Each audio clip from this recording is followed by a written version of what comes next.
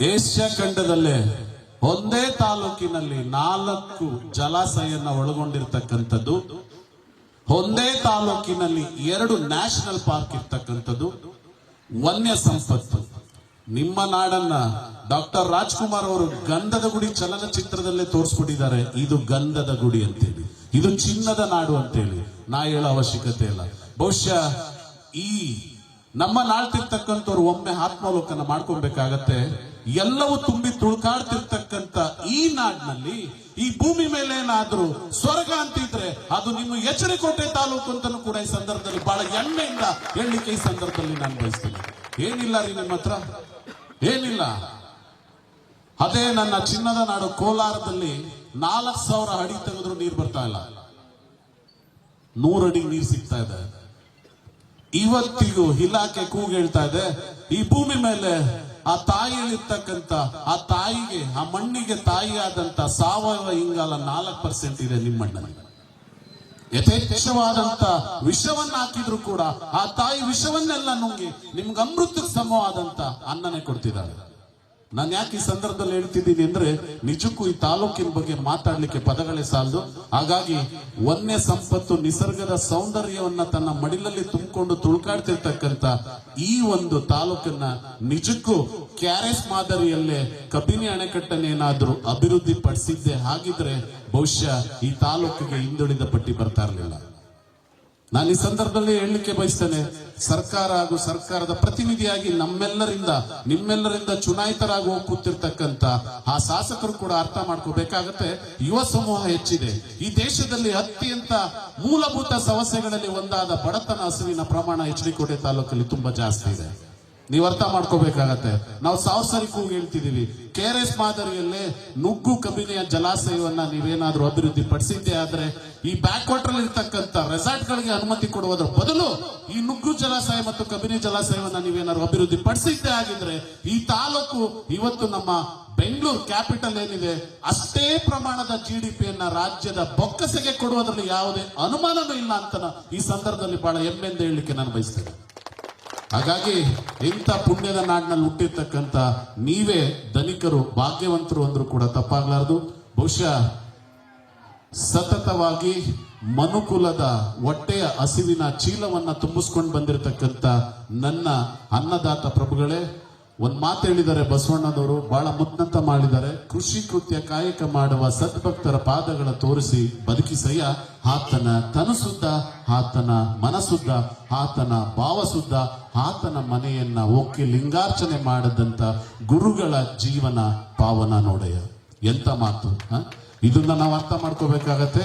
ಈ ಭೂಮಿ ಮೇಲೆ ಅತ್ಯಂತ ದೊಡ್ಡ ಮನ್ಸ ಅಂತ ಏನಾರು ಇದ್ರೆ ಈ ಕಲಿಯುಗದ ಕಾಮಧೇನು, ಈ ದೇಶದ ಆಸ್ತಿ, ಈ ದೇಶದ ಶಕ್ತಿ, ಈ ಮಣ್ಣಿನ ಮಕ್ಕಳಾದಂತ ನನ್ನ ರೈತ ಬಾಂಧವರು ಅಂತನೂ ಕೂಡ ಹೆಮ್ಮೆಯಿಂದ ಹೇಳ್ತಾ, ಇವತ್ತು ನಿಮ್ಮ ಮನೆಯ ಮಗನಂತೆ ನಮ್ಮನ್ನ ಪ್ರೀತಿಯಿಂದ ಸ್ವಾಗತಿಸಿದ, ಆಶೀರ್ವದಿಸಿದ ಈ ಚಕ್ಕೋಡ್ನಹಳ್ಳಿ ಗ್ರಾಮದ ತಂದೆ ತಾಯಿಯಂದಿರೆ ಹಾಗೂ ಈ ಗ್ರಾಮದ ನನ್ನ ನವ ಯುವಕ ಮಿತ್ರರೇ, ಹಾಗೆ ಇಲ್ಲಿರ್ತಕ್ಕಂಥ ಎಲ್ಲ ರೈತ ಬಾಂಧವರ ಪಾದಚರಣ ಕಮಲಗಳಿಗೆ ಭಕ್ತಿಪೂರ್ವಕವಾಗಿ ನಾನು ನಮಿಸ್ತೇನೆ.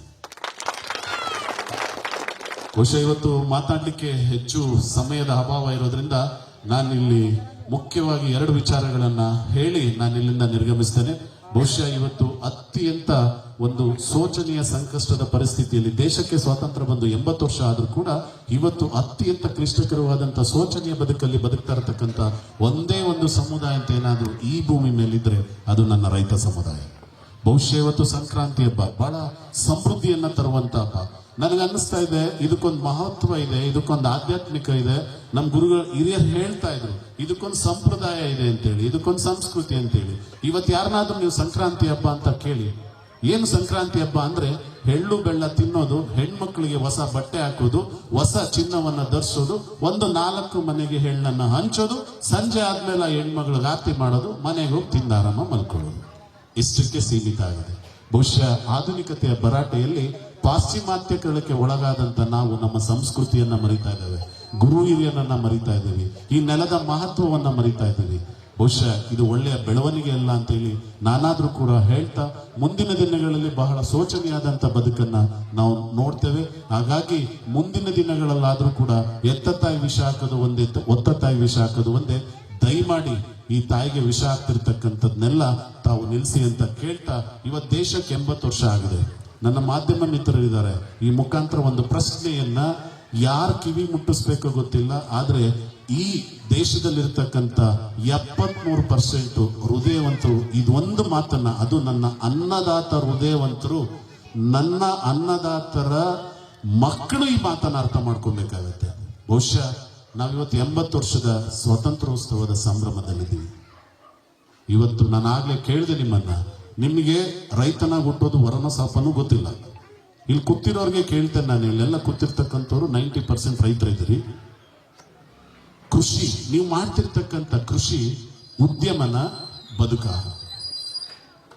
ನೀವು ಮಾಡ್ತಿರ್ತಕ್ಕಂಥ ಬೇಸಾಯ ವ್ಯವಸಾಯ, ಅದನ್ನೇ ನೆಗೆಟಿವ್ ಆಗಿ ಕೇಳೋದಾದ್ರೆ ನಾ ಸಾಯ ನೀ ಸಾಯ ಮನೆ ಮಂದಿ ಸಾಯ ಅಂತ ಚೆನ್ನಾಗಿ ಹೇಳ್ತೀರಿ.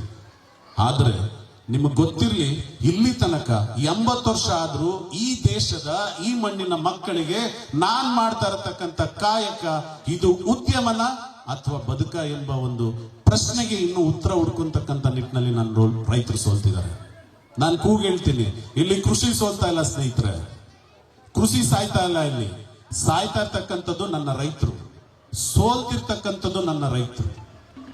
ಸ್ನೇಹಿತರೆ, NCRB ಬ್ಯೂರೋ ರಿಪೋರ್ಟ್ ಪ್ರಕಾರ ಹೇಳ್ತಾ ಇದ್ದೀನಿ, ನೋವಿಂದ ಈ ಪುಣ್ಯ ದಿನದಲ್ಲಿ ಒಂದು ಮಾತು ಹೇಳ್ತಾ ಇದ್ದೀನಿ, 3,83,000 ಜನ ರೈತರು ಆತ್ಮಹತ್ಯೆ ಮಾಡ್ಕೊಂಡಿದ್ದಾರೆ. ಇವತ್ತಿಗೆ ರಾಷ್ಟ್ರೀಯ ಆಪತ್ತು ನಿರ್ವಹಣಾ ಇಲಾಖೆಯ ವರದಿನೇ ನಾನು ನಿಮ್ ಮುಂದೆ ಹೇಳ್ತಾ ಇದ್ದೀನಿ, ಮಾಧ್ಯಮದ ಸ್ನೇಹಿತರ ಮುಂದೆ. 3,683,000 ಜನ ನನ್ನ ಅನ್ನದಾತರು, ಜಗತ್ತಿಗೆ ಅನ್ನ ಕೊಟ್ಟವರು, ಜಗತ್ತಿಗೆ ಕೃಷಿ ಹೇಳ್ಕೊಟ್ಟವರು.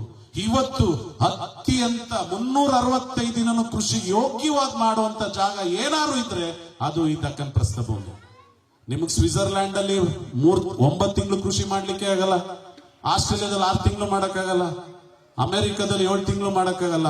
ಯಾವುದೇ ಮುಂದುವರಿದ ರಾಷ್ಟ್ರಗಳಲ್ಲೂ ವರ್ಷದ 365 ದಿನನೂ ಕೃಷಿ ಯೋಗ್ಯ ಮಾಡ್ಲಿಕ್ಕೆ ಆ ಪ್ರಕೃತಿ ಮಾತೆ ಸ್ಪಂದಿಸಲ್ಲ.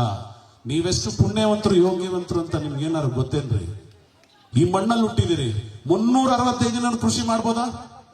ಮಾಡ್ತಾ ಇದ್ದೀರಾ ತಾನೆ? 365 ದಿನನೂ ಕೃಷಿ ಮಾಡಿ 80 ವರ್ಷದಿಂದನೂ ಅದೇ ವೃತ್ತಿಯಲ್ಲಿ ಸೋಲ್ತಿದ್ದೀರಿ ಅಂದ್ರೆ ಅದಕ್ಕೆ ಕಾರಣ ಯಾರ್ರಿ? ಯಾರದಕ್ಕೆ ಕಾರಣ? ಯಾರ ಕಾರಣ? ನಾನು ಗೌರವಿಸ್ತೇನೆ, ಇವರು ಬಹಳ ಚೆನ್ನಾಗಿ ಮಾತನಾಡಿದ್ರು. ನಮ್ಮ ಹೆಸರು ಗೊತ್ತಾಗಲ್ಲ, ವೃತ್ತಿಯಲ್ಲಿ ಪ್ರಾಧ್ಯಾಪಕರು ಅಂತ ಹೇಳಿದ್ರು, ನನಗೆ ಗೌರವ ಇದೆ. ಅಲ್ಲ, ಮೊನ್ನೆ ನಮ್ಮ ನೆಚ್ಚಿನ ಗೌರವಾನ್ವಿತ ಪ್ರಧಾನಮಂತ್ರಿಗಳು ಅನೌನ್ಸ್ ಮಾಡಿದ್ದಾರೆ 8ನೇ ವೇತನ ಆಯೋಗ. ಸ್ವಲ್ಪ 2 ನಿಮಿಷ ಹೃದಯದಿಂದ ಕೇಳ್ಬೇಕಿದನ್ನ, ಬಹುಶಃ ನಿಮ್ಗೆ ಯಾರು ಎಲ್ಲೂ ಹೇಳ್ಕೊಡ್ಲಿಕ್ಕೆ ಸಾಧ್ಯನೇ ಇಲ್ಲ. ಇದೇ 2026 ಜನವರಿ 1ನೇ ತಾರೀಕು ಹೊಸ ವರ್ಷಕ್ಕೆ ಇವತ್ತು ಗೆಜೆಟ್ ನೋಟಿಫಿಕೇಶನ್ ಆಗಿದೆ. ಸಂಕ್ರಾಂತಿ ಹಬ್ಬದ ದಿನ ರಾಜ್ಯದ 49 ಲಕ್ಷ ಕೇಂದ್ರ ಸರ್ಕಾರದ ಉದ್ಯೋಗದಾತರಿಗೆ, 63 ಲಕ್ಷ ಪಿಂಚಣಿದಾರರಿಗೆ 8ನೇ ವೇತನ ಆಯೋಗ ಜಾರಿಯಾಗಿದೆ. ಸರಿ, ಏನಿದು ಅಂತ ಕೇಳ್ಬೋದು ನೀವು. ಇವತ್ತು ಕೇಂದ್ರ ಸರ್ಕಾರದಲ್ಲಿ ಕಾರ್ಯನಿರ್ವಹಿಸಿದ ಒಬ್ಬ ವ್ಯಕ್ತಿಗೆ ಅವನು 18,000 ತಗೋತಿದ್ರೆ 26,000 ರೂಪಾಯಿ ಸ್ಯಾಲರಿ ಜಾಸ್ತಿ ಆಗಿದೆ. ತುಟಿ ಬತ್ತಿ ಅಂತ ಎಕ್ಸ್ಟ್ರಾ, ವೇತನ ಬತ್ತಿ ಅಂತ ಎಕ್ಸ್ಟ್ರಾ. ಅಲ್ಲ ಸ್ವಾಮಿ, ನಾನು ನಿಮ್ಮನ್ನ ಕೈ ಮುಗಿದು ಕೇಳ್ತಾನೆ, ನಿಮ್ಗೇನಾದ್ರೂ ಸ್ವಲ್ಪನಾದ್ರೂ ಋಣದ ಪ್ರಜ್ಞೆ ಇಲ್ವೇನ್ರಿ? ಇವತ್ತು ಈ ರಾಜ್ಯದ 224 MLAಗಳನ್ನ ನಾನು ಪ್ರಶ್ನೆ ಮಾಡ್ತೇನೆ, ಎಷ್ಟು ಸರಿ ಅಧಿವೇಶನ ಮಾಡಿದ್ರಿ ನೀವು? ಎಷ್ಟು ಸರಿ? ಈಗಷ್ಟೇ 15 ದಿನದಿಂದ ತಾವು ಬೆಳಗಾವಿ ಅಧಿವೇಶನದಲ್ಲಿ ಏನ್ರಿ ಮಾಡಿದ್ರಿ ನೀವು? ನಿಮಗ್ ಬೇಕಾದಂತ ಫಂಡ್ ಜಾಸ್ತಿ ಮಾಡ್ಕೊತೀರಿ, ನಿಮಗ್ ಬೇಕಾದಂತದ್ ಮಾಡ್ಕೊಡ್ತೀರಿ.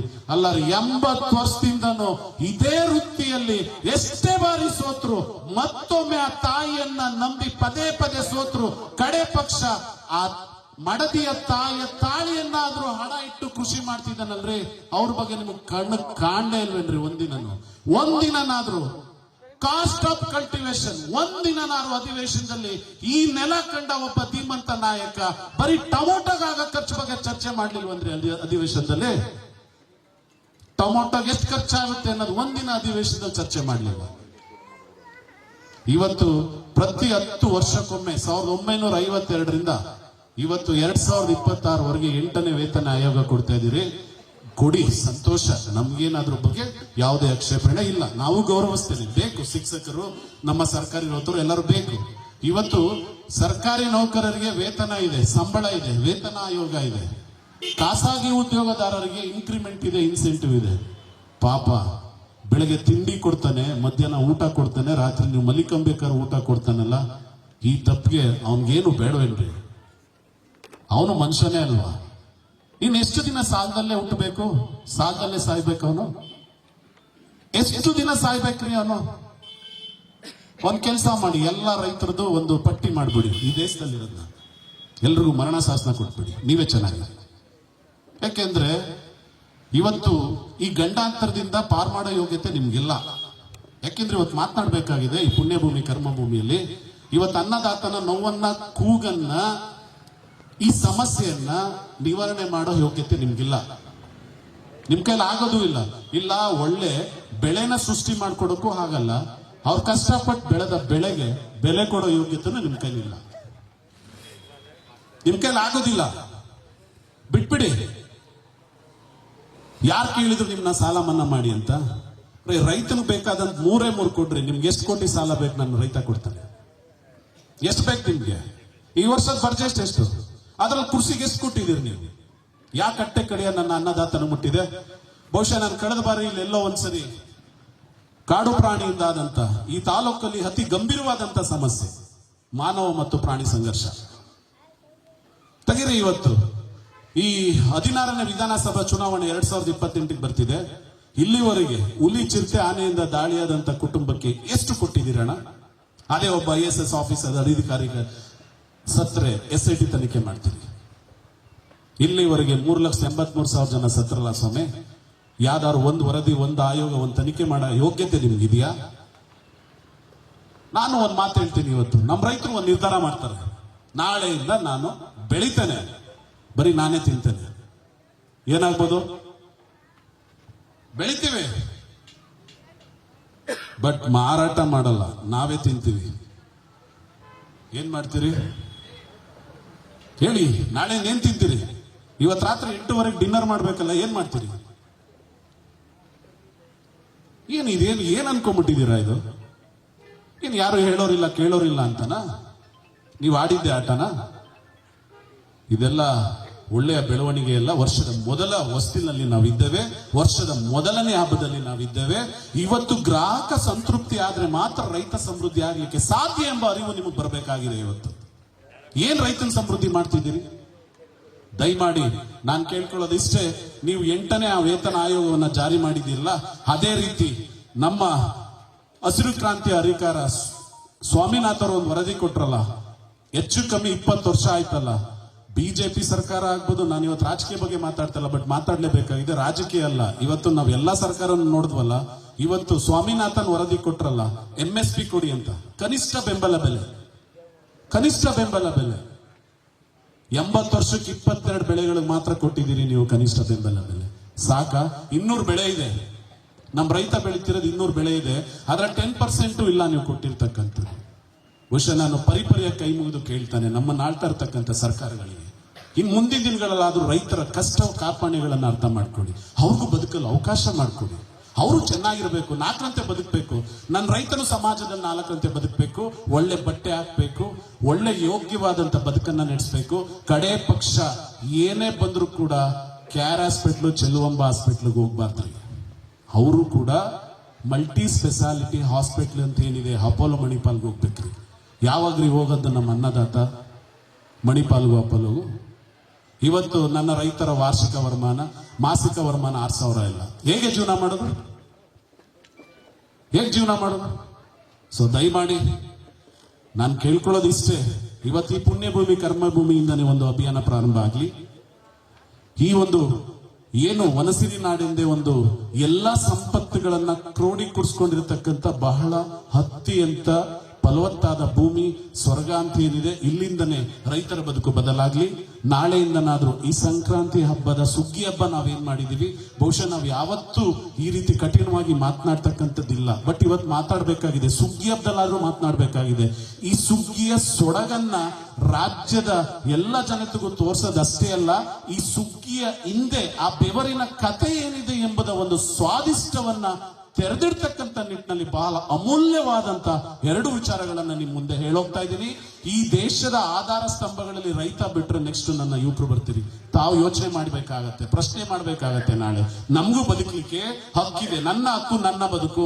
ನನ್ನ ಬೆಳೆದ ಬೆಳೆಗೆ ನೀವು ಕೊಡ ಯೋಗ್ಯತೆ ಇಲ್ಲದೆ ಹೋದ್ರು ಕಡೆ ಪಕ್ಷ ಆ ಮಾರುಕಟ್ಟೆಯಲ್ಲಿ ನೀವು ಬೆಳೆದ ಬೆಳೆಗೆ ಒಂದು ಬೆಲೆಯನ್ನ ನಿಗದಿ ಮಾಡ್ಕೊಳ್ತಕ್ಕಂತ ಮನಸ್ಥಿತಿ ಯಾವಾಗ ಬರುತ್ತೆ ಅವಾಗ ಮಾತ್ರ ನಿಮ್ ಪರಿಸ್ಥಿತಿ ಬದಲಾಗುತ್ತೆ ಎಂಬ ಸತ್ಯವನ್ನ ಈ ಸಂದರ್ಭದಲ್ಲಿ ಹೇಳ್ತೀನಿ.